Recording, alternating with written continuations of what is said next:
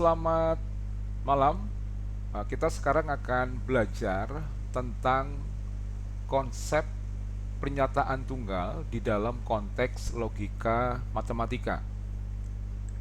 Nah, kita untuk memahami hal ini, kita harus bisa memisahkan pemahaman pernyataan, arti pernyataan dalam konteks bahasa dan dalam konteks logika matematika.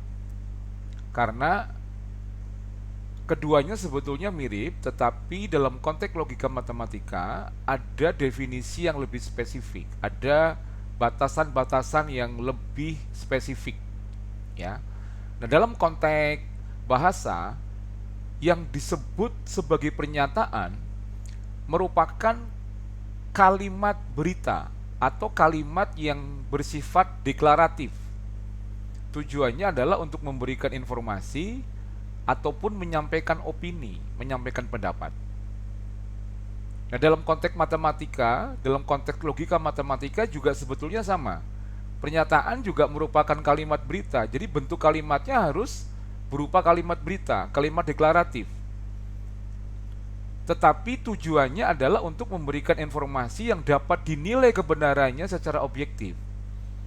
Bukan sekedar memberikan informasi atau bahkan memberikan opini, tetapi memberikan informasi yang secara spesifik informasi tersebut bisa divalidasi nilai kebenarannya, bisa ditentukan nilai kebenarannya secara objektif, ya, sesuai dengan standar kebenaran yang berlaku dalam konteks pernyataan tersebut. Nah, bentuknya karena ini adalah kalimat berita, bentuknya tentu dia bukanlah kalimat tanya. Dia bukanlah pertanyaan, ya. Ini perlu dipahami. Dia bukan pertanyaan. Dia bukan pertanyaan. Sama juga di dalam konteks logika matematika, pernyataan itu bukan kalimat tanya, bukan pertanyaan, ya. Kemudian dalam konteks bahasa juga sama dengan dalam konteks logika matematika, pernyataan itu bukan kalimat perintah, ya, bukan kalimat perintah. Sama, ya, dalam konteks logika matematika juga pernyataan itu bukan kalimat perintah, tidak boleh merupakan kalimat perintah, harus merupakan kalimat berita, ya, kalimat yang memberitakan sesuatu, yang menyampaikan sebuah informasi. Kemudian di dalam konteks logika matematika, seperti yang saya katakan tadi, itu ada definisi yang lebih spesifik. Ini yang membedakan pernyataan dalam konteks logika matematika dengan pernyataan dalam konteks bahasa. Jadi kalau kita bicara pernyataan dalam konteks bahasa, itu maknanya lebih sebagai sebuah kalimat berita.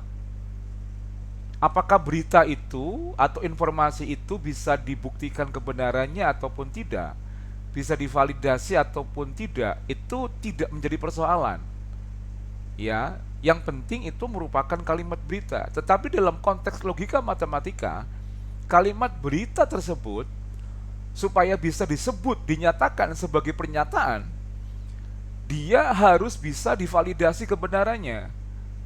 Maka dia juga tidak boleh mengandung variabel.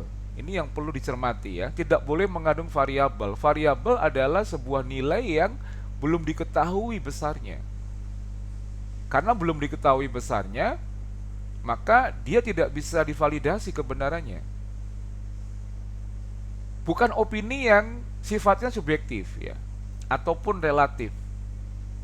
Jadi harus sesuatu yang bisa dinyatakan benar atau salah secara objektif. Tidak relatif, juga tidak bersifat subjektif. Nah, tentu objektif itu sesuai dengan kaidah keilmuan yang berlaku dalam konteks pernyataan yang bersangkutan, ya. Karena pernyataan itu bisa macam-macam. Ada pernyataan yang berasal dari matematika, ada pernyataan yang berasal dari keilmuan geografi misalnya, keilmuan sejarah dan lain-lain. Nah, pernyataan itu dinyatakan benar atau salah itu sesuai dengan kaidah keilmuan yang berlaku, ya, yang berlaku pada saat pernyataan itu disampaikan. Begitu maksudnya ya.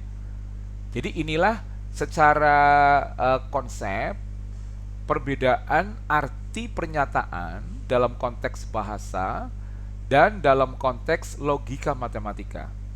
Sehingga nanti waktu kita lebih jauh membahas topik logika matematika, kita sudah betul-betul memahami apa yang dimaksud dengan pernyataan dalam konteks logika matematika. Sehingga kita tidak akan membuat kalimat yang sebetulnya bukan merupakan pernyataan dalam konteks logika matematika, karena kita salah tangkap atau salah memahami konsep dari pernyataan itu sendiri dalam konteks logika matematika. Jadi harapannya dengan belajar ini kita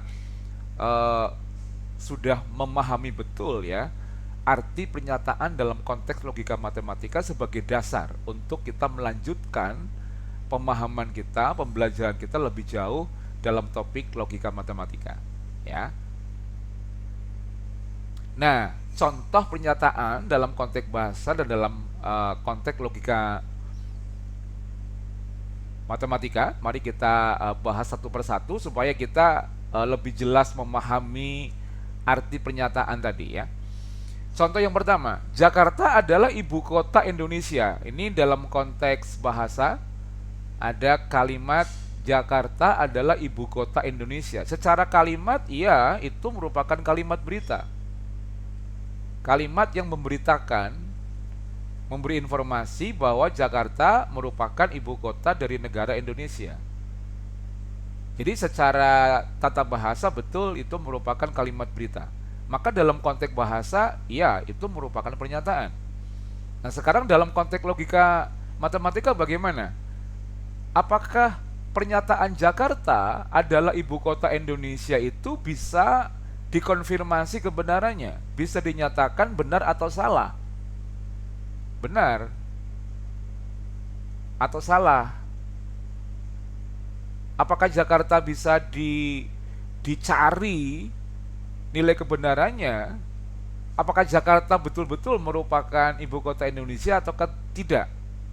Iya, jawabannya kan tentu iya ya. Kita bisa mencari sumber yang mengatakan bahwa Jakarta merupakan ibu kota Indonesia ataukah tidak. Ya, jadi kalimat Jakarta adalah ibu kota Indonesia itu dalam konteks logika matematika, iya, dia merupakan pernyataan juga. Dia juga merupakan pernyataan. Gitu ya. Kemudian kalimat kedua, Hartono bersaudara adalah orang kaya. Hartono bersaudara adalah orang kaya. Ini dalam konteks bahasa ya. Kalimatnya kalimat berita dalam konteks bahasa. Berarti dalam konteks bahasa itu iya, itu bisa dikatakan sebagai pernyataan kan? Karena itu kalimat berita. Kalimat yang memberikan informasi bahwa Hartono bersaudara itu orang kaya. Tetapi kalau kita menilainya dalam konteks logika matematika, orang kaya adalah pernyataan yang susah untuk dinilai kebenarannya karena sifatnya subjektif. Kaya itu tidak ada ukuran yang jelas, tidak ada ukuran yang eksak. Apakah orang disebut kaya itu kalau memiliki kekayaan di atas sejumlah uang tertentu misalnya? Itu tidak ada definisi yang jelas mengenai kaya. Oleh karena itu, kalimat Hartono bersaudara adalah orang kaya itu dalam konteks logika matematika bukan merupakan pernyataan. Dalam konteks bahasa, iya, itu pernyataan. Tidak salah kalau itu disebut sebagai kalimat berita memang. Jadi pernyataan dalam konteks bahasa itu semata-mata menunjukkan bahwa itu memang kalimat berita. Tetapi dalam konteks logika matematika itu tidak bisa disebut pernyataan karena tidak bisa divalidasi kebenarannya. Mengapa? Karena definisi kaya itu sendiri tidak ada ukuran yang eksak, tidak ada ukuran yang pasti. Maka kalimatnya supaya bisa dinyatakan sebagai pernyataan dalam konteks logika matematika, kalimatnya bisa kita ubah seperti ini misalnya. Hartono bersaudara memiliki kekayaan lebih dari 1 triliun rupiah. Nah, kalau ini iya. Karena pernyataan memiliki kekayaan lebih dari 1 triliun rupiah itu bisa dicek, ya.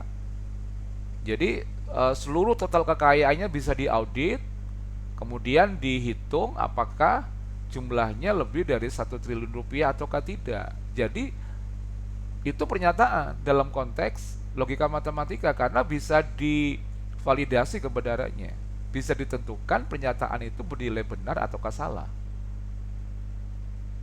Gitu, ya. Kemudian Mr. Yunus berbadan atletis. Ada di konteks bahasa. Apakah itu merupakan pernyataan dalam konteks bahasa? Iya. Iya kan? Karena itu juga merupakan kalimat berita, kalimat yang memberi informasi bahwa Mr. Yunus itu memiliki badan yang atletis. Tetapi kata atletis itu sendiri tidak ada ukuran yang pasti kan, tidak ada definisi yang pasti. Karena itu dalam konteks logika matematika, kalimat Mr. Yunus berbadan atletis bukan pernyataan. Nah, akan menjadi pernyataan kalau misalnya kalimatnya berubah menjadi seperti yang di sebelah kanan ini. Mr. Yunus memiliki berat badan 70 kg dan tinggi badan 170 cm. Kalimat itu dalam konteks logika matematika merupakan pernyataan. Karena berat badan 70 kg dan tinggi badan 170 cm itu bisa diukur untuk memastikan apakah pernyataan itu, kalimat itu bernilai benar ataukah tidak. Jadi ini merupakan pernyataan dalam konteks logika matematika. Ya. Berikutnya, X lebih dari 5. X lebih dari 5 itu dalam konteks bahasa ya itu kan kalimat berita yang memberitakan X itu nilainya lebih dari 5. Tetapi dalam konteks logika matematika itu belum bisa ditentukan nilai kebenarannya ya, karena X-nya tidak tahu pasti nilai X itu berapa. Oleh karena itu X lebih dari 5 itu dalam konteks logika matematika bukanlah pernyataan. Nah, bisa berubah menjadi pernyataan kalau kalimatnya berubah menjadi seperti yang di sebelah kanan ini. Ya. Misalnya menjadi ada X bilangan real yang lebih dari 5. Ada X bilangan real yang lebih dari 5. Nah, kalau ini ya itu bisa dikonfirmasi kalimat itu bernilai benar atau salah, bisa dicek ya.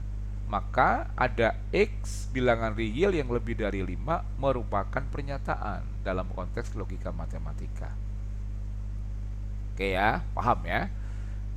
Contoh berikutnya, X ditambah 6 sama dengan 13. Dalam konteks bahasa, iya itu kalimat berita. Tetapi dalam konteks logika matematika itu bukan pernyataan. Nah, supaya berubah menjadi pernyataan, kita bisa mengubah kalimatnya misalnya ya.